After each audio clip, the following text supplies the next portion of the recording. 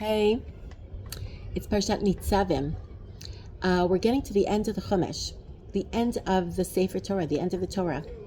Nitzavim, then Ha'azinu, and then Zot HaBracha. That's it. No, Nitzavim Vayelech, and then Ha'azinu and Zot HaBracha. So which means that Moshe is like kind of preparing the Jewish people to go into the land of Israel. It's his last hurrah, his last speech before the Jewish people go away from him, and like he's done with his job, with his mission to guide the Jewish people to make sure that they're ready to, become a nation and really, be a light unto the nations and do what they're supposed to be doing. So we take these last few parshas very, very seriously.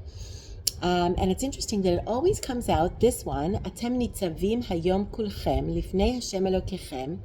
You are all standing here today before your God, Rashechem, Shivtechem, your heads, your tribes, your elders, Ziknechem v'shatrechem, Kol Ish Yisrael, Tapchem, Neshechem, children, women, your policemen, your elders, everybody is going into Le'ovrecha Bevrit Hashem Elokecha, Michotev Meimecha ve'ad Chotev Eitzecha ve'ad Shoev Meimecha. Even the water carriers and the tree choppers, all these different levels within the Jewish people, everybody is standing here today and we're going through the covenant. We are renewing our contract with Hashem, our covenant with Hashem, our relationship with Hashem before going into the land of Israel. And says the Zohar, which is brought by the Nesiv Shalom, that Hayom, today, standing here today, all of you together, is talking about Rosh Hashanah. And it's always, this is the parsha that's read the week before Rosh Hashanah. Just by the way, I just want to remind you that we are in the last week before Rosh Hashanah, and according to, I think it's Kabbalah or a Midrash, or I think it's Kabbalah, you really have a chance to fix the entire last year. Each day of this week, this last week, meaning starting Tuesday, you had Tuesday to fix all of the Tuesdays of the year, Wednesday to fix all the Wednesdays of the year, today's Thursday, so you can fix all the Thursdays of the year. Most importantly, you have Shabbat coming up, which is a chance to fix all the Shabbats of the year, which is so important because Shabbos is the source of life. It's Makor HaBracha. It's the source of blessing for the whole week ahead. It gives you the life force for the week ahead. And so if you fix all the Shabboses of the year, wow, you are like, that is so powerful. That's so powerful. So if you had, if you were always thinking you really wanted more out of your Shabbos and you weren't really getting it, and you were kind of like hanging out and vegging and, sleeping late and not really davening, or if you daven, it's like kind of in your pajamas. No, like, let's make sure that doesn't happen this Shabbos, Get up early, pray more, have your chance to meditate, commune with Hashem, talk to Him, have quality time with your kids or your grandkids or your spouse or your friends, like good quality time where you actually have a relationship with them. You pursue, you can learn with them, learn Torah, read with your kids and grandkids, or grandkids, play a game, which you never even wanted to do, right? Like, spend the time, do it. Talk to your kids. It's a good idea to do, and get dressed and maybe go to shul if you're the type. You don't have to go to shul, but let's make it really spiritual and feel the presence of Hashem, feel that we're talking to God, that we have God in our homes. It's really a good deal. It's a good deal, ladies. And we Jewish ladies, we like a good deal. This is an amazing deal. Just do one good Shabbos and you fix all the Shabboses. And of course, all the other days of the week. Very good deal. Take advantage. Okay, so here we are. We're standing in front of Hashem. And this is the parsha that we read before Rosh Hashanah. And it's telling us, the Nesiv Shalom is telling us that it's talking to all the different groups in the nation of Israel. And he's saying each and every one of us, as I say many times, or he says many times, has a mission in life that we need to focus on. We need to try and bring out into fruition our whole life, really. But every Rosh Hashanah is when, because you see all these different roles. You're the heads of the tribes, the elders, the policemen, the women, the children, the water carriers. Like everybody has a role, and even first of all, the idea that we're all together, that all these different roles, yes, each and every one has their own mission, but we also all have to stand together in front of Hashem. I was actually at a shira at the beginning of the week with Shira, Smiles, and she said that there's this discrepancy in the prayers when we talk on Rosh Hashanah about the fact that on one hand, everybody, it's in the Gemara in Rosh Hashanah, I'm pretty sure also, the idea that we are all like judged in one fell swoop, like in one vision, biskira achad. Hashem looks at everybody all together, all the Klal Yisrael, and we also have the idea that it's best to just like be in the cloud, almost like don't put yourself out there too much. Kind of like make sure that you're in a group of people, you're in the entire nation, and you kind of almost like are not. You don't make yourself too visible. There's this idea that just become part of a group. It's very important that you are part of a group and you're part of Am Yisrael and you're in that unified state, because only together are we actually able to really take on that idea that we are a child of Hashem. Hashem relates to us as a father to a child if we're all unified as one, if we treat each other as siblings and as relatives. So that's number one. But also Hashem judges each person individually. So what does that mean? Like, what does it mean Hashem judges each person individually, but he also kind of looks at everybody as a group? So that's really what the shir was on Sunday. But Netivat Shalom also talks about that. And he basically says each and every person has a role in his life. And on Rosh Hashanah is a chance to do two things. On one hand, renew this covenant that you have with Hashem and basically with your soul. And remember what it is that you are put in this world to do. Kind of go back to the initial vision that Hashem had for all of humanity, which is what the reason that Hashem created the world for, because that is really what we're going back to. This is the one day that we're going back to that initial moment when Hashem had this vision for all of Am Yisrael that we are supposed to. This is what Hashem decided to do when he created the world.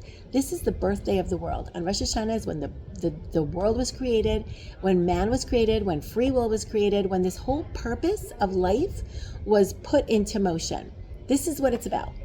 So we have two things to do. We are one, we are an individual. Each and every one of us, we have a special role in life. Our mission, why did Hashem put us in this world? And so we have to renew that covenant with ourselves, with Hashem, and try and say, okay, let's go back to that initial vision for us. Do we want to be part of this? Are we part of this endeavor? It was a good idea, it lasted a good 5,785 years, but do we want it to keep going? Or do we want to be part of this, machine for longer? Do we want to be a cog in this machine for longer? Or maybe does Hashem even just want to give up on the whole project? Like, it was a good try. We tried it. That's it. Done. So what happens is that Hashem goes back to the initial vision that he had for creation, and each and every one of us needs to figure out, how are we a part of that big picture?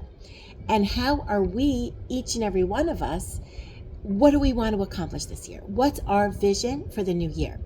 And it's not the judgment on the past, because as we said, today's the birthday of creation, which means we go back to that first moment in time, which means that really there was no past in that first moment in time. Rosh Hashanah is the first moment. And we do every year go back to that first moment in time. I'm sure I talked about this last year in a few years, that it's all about the vision. It's all about the planning. It's all about the future ideas, what you have for what you are trying to accomplish this coming year. And how are you part of the big picture of Hashem's scheme, right? Hashem has a scheme in mind, has a plan, and how are you going to be a part of it? That's what you are trying to accomplish on Rosh Hashanah. You come to shul with a vision for yourself. for what you want to accomplish next year. And it's a really good idea to kind of like think about that for a few moments every day. Have a journal, have a notebook that you're writing to yourself what you want to work on this year, and it's not, it's a good idea to just write a couple of nice things that you're going to work on, but it's not about fixing the mistakes of last year yet. We'll get to that when we talk about the 10 days of tshuva. That's where we focus on the mistakes and how to fix them, and that's great, and we're going to do that. But Rosh Hashanah itself is that day when we pull away from our past, when we just look at ourselves for like in that pristine moment of all this potential. What is it that we could do if we wanted to, if we had no failures, if we had no past to look back at and say, oh, again, we're here in the same place and we haven't really done much. Okay, so now is not the time to think that. Only positive thoughts on Rosh Hashanah. Only positive. Because what you put into Rosh Hashanah is insanely powerful. It's like the DNA for the whole entire year. And everything that you believe about yourself, about Hashem, about the year, about the world is intensely powerful, exponentially more important on Rosh Hashanah than any other day of the year. Because it just like it becomes the DNA. That's the child that you're creating. That's the year. So we have to be super, super careful with that, okay? And try and come back to who we really want it to be always, but within the Klal Yisrael, meaning within the entire vision that Hashem had for us. It's not only like, oh, I really wanted to, like, I'm really good at like piano playing, so I think I'm really going to focus on that this year, like, or my art, I'm not saying that art is not good, all is great, but Rosh Hashanah is a time to focus on a really big picture, okay? So it's like, what can you contribute to this world? And where do you fit into God's grand scheme of things and to Am Yisrael? And how are we going to bring light unto the nations, bring the Geula, like bring the final days to really their purpose and show Hashem it's Kedai. It's a worthwhile endeavor to really like, let's wrap this deal up, and I would like to be a part of it. So that's not, it's a little scary. It is a little scary, but at the same time, it says very beautifully. Look at this, what he says. Ikar bakashato shel Yehudi b'yom hadin, on this day, the most important thing that you can request of Hashem, look at this. Atem nitzavim hayom kulchem. Atem means you guys, you all in the plural, and it's an acronym for Al Tashlicheni Milfanecha. Do not cast me away from before you. Meaning, you all are standing before me today in front of Hashem, and that means what our main request needs to be, Al Tashlicheni Milfanecha. Do not cast me away from you. Shagam bazeh Shayach im kevanim im ka'avadim. Do you remember from the prayers on Rosh Hashanah, we always say, Yom Hadin im kevanim im ka'avadim. Oh, right after we blow the shofar on Rosh Hashanah, we say that Hashem judges us im kevanim im ka'avadim, either like children or like servants. Im kevanim, if you're judging us like children, rachamenu, have mercy on us, kerachem aval banim, because you're our father, so every father has mercy on their children. Im ke'avadim, and if you're judging us like servants, einenu lecha teluyot, we're completely dependent on you, just like a servant is to their master, so please have mercy on us. So he says, Netivat Shalom, Imhu ka'avadim, that the judgment is actually on the fact of whether you feel like you're a child or a servant. If you feel like a servant, lo chaserim lo raka inyanim hagashmiyim. The only thing that's missing for you is like, you want a good year. I want life. So you're just going in there and you're asking for good things. You're asking for health. You're asking for your children's health. You're asking for a spouse if you don't have one, or you're asking for your spouse's health and your personal health and prosperity and everything that you need, right? You just need certain things. So that is if you're a servant. Aval imhu keben Hatov etzlo hu be'et shehu kashur laHashem yitbarach. What you need is a relationship with your father if you're a child. If you're a child, you care less about all the side stuff, but just that you have a good relationship, that Hashem shows you that He loves you, that He's with you, and you show Him that you love Him, because that's what's most important. Al tashlicheni milfanecha, that's the most important thing. Don't cast me away from you. Show me that you're with me, and then I can bear anything, and then I can take anything. And I think all of us have noticed that this last year, is that on one hand, it's been a very, very hard year, 2 years really. But when you feel Hashem's closeness, and many, many people have felt Hashem's closeness, it's unbelievable how people have felt Hashem's closeness this year, despite the horrible, sad stuff. It's like, on one hand, it's been like almost like actually, I just heard it from Rachel Goldberg Poland the other day. Somebody posted up on Instagram. She said something about the word for crisis in Hebrew is mashber. Mashber means like a crisis. Something's breaking, like from the root of shever. But at the same time, it's also the root of a woman who's in transition, a birthing woman. It says yoledet al hamashber. When a woman is giving birth, that's also called a mashber. There's like a crisis there. There's a transition there that is so painful that she's like almost like not in control of herself. But then she has a baby. And then things turn out for the good. And you need to go through that crisis in order to bring very, very good things. And if Rachel Goldberg Poland can say that, I think we all have to be able to say that we're going through a difficult time in Jewish history. There's no question about it. But how we go through it, and if we can get through this mashber, this crisis, and at the same time we are going to turn to Hashem, and we're going to say that the most important thing for us is that relationship that we have with Him.